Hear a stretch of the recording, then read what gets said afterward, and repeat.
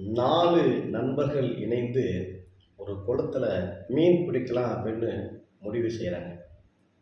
முடிவு செஞ்சு 4 பேரும் ஆளுக்கு ஒரு பணிய செய்றாங்க. ஒரு நண்பர் போயிட்டு அந்த மீனுடைய கொக்கி, அந்த முள் வாங்கின்னு வராரு. இன்னொரு நண்பர் போய் அந்த வயர் வாங்கிட்டு வராப்ல. இன்னொரு நண்பர் ஒரு குச்சிய வெட்டிட்டு வராரு.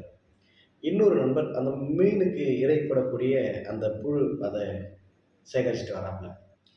4 நண்பரும் இணைந்து தூண்டி அப்படின்னு ஒரு ஒரு கருவிய உருவாக்குறாங்க. அத உருவாக்கி குளத்துல வந்து மீன் பிடிக்க வந்து அந்த தூண்டிய வீசுறாங்க. மீன்கள்லாம் அகப்பட்டுருது. மீன் பிடிச்சிட்டு வர்றாங்க. அப்புறம் அத சுத்தம் செஞ்சு சமைக்கிறாங்க. சமைக்கும்போது ஒரே ஒரு நண்பர் என்ன சொல்றாருன்னா, "அந்த மீனுடைய வாசம் இருக்குல்ல, அத நீங்க முகந்துக்கோங்க. மீன நான் சாப்பிடுறேன். எனக்கு தான் தேவ." அப்படின்னு அந்த ஒட்டுமொத்த மீனையும் ஒரே ஒரு நண்பர் சாப்பிட்டு முடிச்சிடுறாரு. ஒரு கூட்டா இணைந்து ஒரு செயல செய்ய முடிவு பண்ணி அத செஞ்சிடுறாங்க.